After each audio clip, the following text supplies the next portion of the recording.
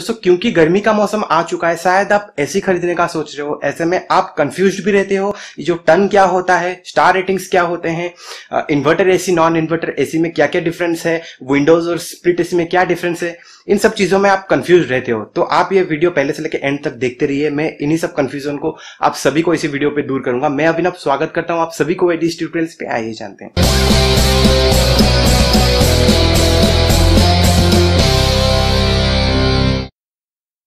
दोस्तों एसी जो है ये बिल्कुल एक रेफ्रिजरेटर की तरह ही काम करता है। जिस तरह रेफ्रिजरेटर कूल करता है उसी तरह एसी ही फंक्शन करता है। अगर मैं आपको बताऊं रेफ्रिजरेटर जो है वो उसके अंदर के चीज को कूल करता है, वैसे ही एसी जो है वो उसके आसपास के जो भी एनवायरनमेंट या फिर जो भी रूम है उसी को वो कूल करता है। एक क्लोज्ड रूम में एसी उसको कूल करता है। अगर मैं मेन पार्ट्स के बारे में आपको बताऊं, जो एसी है उसके 3 मेन पार्ट्स है। जो कंडेंसर और कंप्रेसर होते हैं वो बाहर होते हैं और जो इवापोरेटर होता है वो घर के अंदर होता है। तो एसी के अंदर केमिकल्स होते हैं जो कि गैस और लिक्विड, गैस को पहले लिक्विड को कन्वर्ट करता है, फिर लिक्विड को गैस में कन्वर्ट करता है। ऐसे में आपके सामने जो टर्म आता है वो है टन। टन होता क्या है? ऐसा नहीं है 1 टन का मतलब वो एसी का वेट 1 टन है या फिर 1.5 टन है या फिर 2 टन है। तो टन का मतलब कितना हीट वो एसी घर के अंदर से बाहर भेज रहा है हर घंटे, तो उसको टन बोला जाता है। तो वो हीट को मेजर करने के लिए होता है BTU, जो कि ब्रिटिश थर्मल यूनिट होता है। तो 1 टन एसी का मतलब होता है 1 घंटे में वो 12,000 BTU यूनिट्स को घर के अंदर से बाहर भेज रहा है। 1.5 टन का मतलब 18,000 BTU यूनिट्स घर के अंदर से बाहर निकल रहे हैं। 3 टन का मतलब होता है 36,000 BTU यूनिट्स घर के अंदर से बाहर निकल रहा है। तो इसको आप ऐसे भी ले सकते हो। सपोज आपके घर में 1 टन का आइस है, तो वो 1 टन का आइस जितना कूलिंग इफेक्ट प्रोड्यूस करेगा उतना ही कूलिंग इफेक्ट एक 1 टन का एसी प्रोड्यूस करेगा। तो जो आइस में होता है वो लेटेंट हीट होता है, यहाँ पे BTU होता है जो ब्रिटिश थर्मल यूनिट होता है। तो ये तो रहा कैसे BTU में आपको पता चला कि हीट जो है पर आवर कितना बाहर निकलता है। अगर आप वाट में जानना चाहते हो वाट में कैसे पावर कंजप्शन होता है, वाट यूनिट में अगर आप जानना चाहते हो पावर कंजप्शन कितना होता है 1 टन एसी का या फिर 1.5 का या फिर 2 टन एसी का, तो वाट में जो है ये सिर्फ टन के ऊपर डिपेंड नहीं करता है, ये स्टार रेटिंग्स के ऊपर डिपेंड करता है। आपके एसी का स्टार रेटिंग्स के ऊपर डिपेंड करता है। तो एक टर्म सामने आता है जिसको EER बोला जाता है, जो कि एनर्जी एफिशिएंसी रेशियो होता है। तो एनर्जी एफिशिएंसी रेशियो होता है जो कूलिंग कैपेसिटी होता है एसी का डिवाइडेड बाय जो भी पावर कंज्यूम होता है एसी का, उससे EER पता चलता है। तो हर स्टार रेटिंग्स के एसी का अलग अलग EER वैल्यू होता है। जैसे कि 5 स्टार का 3.5 होता है, वैसे हर स्टार रेटिंग्स का अलग अलग होता है। तो अगर मैं आपको बोलूं 1 रेफ्रिजरेशन टन, तो 1 रेफ्रिजरेशन टन होता है 3500 वाट या फिर 3.5 किलोवाट। तो इसका मतलब ये नहीं है कि 1 टन एसी कंज्यूम करता है 3500 वाट। ये डिपेंड करता है कितने स्टार रेटिंग्स है वो एसी का। सपोज मैं आपको एक एग्जांपल दूं 3 स्टार रेटिंग का एक 1.5 टन एसी का, तो 3 स्टार रेटिंग का EER वैल्यू मैक्सिमम होता है 3.29 और 1.5 टन एसी का जो कूलिंग कैपेसिटी होता है वो है 3.5 किलोवाट इंटू 1.5। तो यहां से पावर कंजप्शन पता चलेगा 3.5 इंटू 1.5 डिवाइडेड बाय जो EER वैल्यू है 3.29। तो यहां से 1.6 किलोवाट हमको पता चलता है जो 3 स्टार रेटिंग एक 1.5 टन एसी का। तो वैसे भी आपको पता चल जाएगा अगर कोई भी आपके पास 5 स्टार रेटिंग का एसी है जो कि 1 टन का है तो वो 1000 वाट कंज्यूम करेगा। अगर 1.5 टन का 5 स्टार रेटिंग का कोई एसी है तो 1500 वाट वो कंज्यूम करेगा।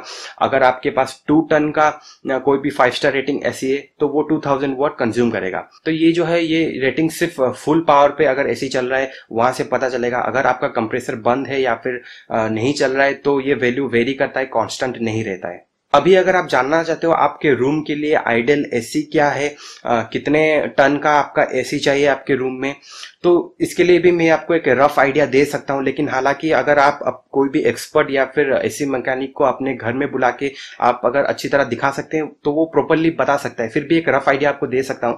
जितना भी आपका घर का जो वॉल्यूम है उसका क्यूब रूट निकाल के अगर आप डिवाइड करोगे 10 के साथ तो आपको रफली एक आइडिया आ जाएगा कितने टन का आपका एसी चाहिए आपके घर में।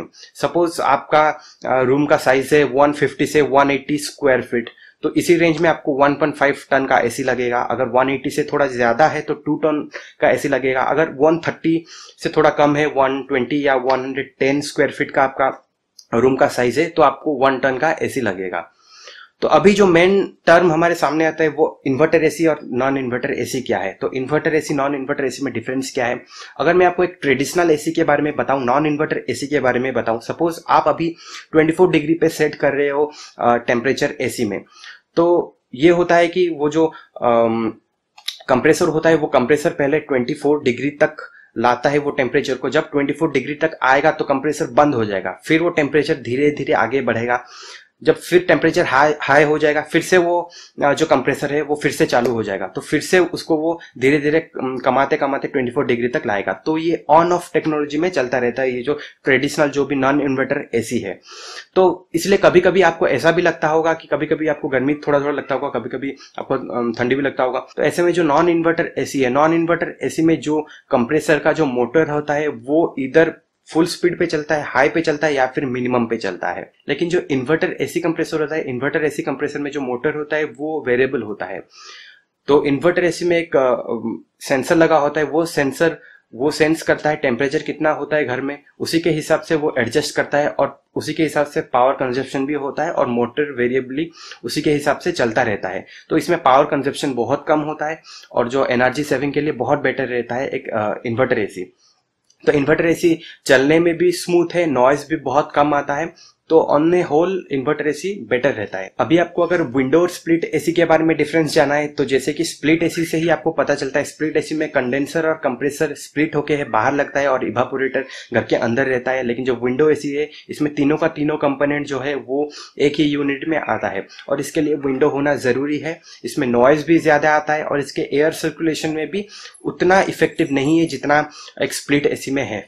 फिर भी अगर मैं बजट के बारे में आपको बताऊं तो बजट में विंडो एसी थोड़ा कम मिल जाएगा, कम बजट में मिल जाएगा। तो अगर बजट में आपका इश्यू है तो आप विंडो ले सकते हो, लेकिन ये डिपेंड करता है आपके ऊपर, आपको क्या अच्छा लगता है। स्प्लिट एसी तो बेटर ही है एक विंडो एसी से। दोस्तों मैं आशा करता हूँ आपको समझ में आया एसी से रिलेटेड जो भी टर्म्स है, टर्न क्या होता है, स्टार रेटिंग्स क्या होते हैं, inverter AC non inverter AC में क्या क्या डिफरेंस है, विंडो एसी स्प्लिट एसी में क्या डिफरेंस है, इन सब टर्म्स के बारे में आपको एक ब्रीफ आइडिया पता चल चुका है। अगर आप कोई भी एसी खरीदना चाहते हो, आपको जानना जरूरी है कि क्या स्टार रेटिंग्स है, कितना एनर्जी कंजप्शन हो रहा है, तो इन सब चीजों के बारे में आपको पता चल चुका है। मैं आशा करता हूँ मेरा ये वीडियो आपको पसंद आया। अगर मेरा ये वीडियो आपको पसंद आया तो प्लीज लाइक और शेयर कीजिए अपने दोस्तों के साथ, और अगर आपने मेरा ये वीडियो अभी तक सब्सक्राइब नहीं किया है तो प्लीज सब्सक्राइब कीजिए जल्दी से जल्दी, ताकि आप जुड़े रहे मेरे टेक्नोलॉजी रिलेटेड चीजों के बारे में। मैं इसी तरह आपके लिए टेक्नोलॉजी रिलेटेड चीजें लेके आऊंगा। आज के लिए बस इतना ही। Thank you.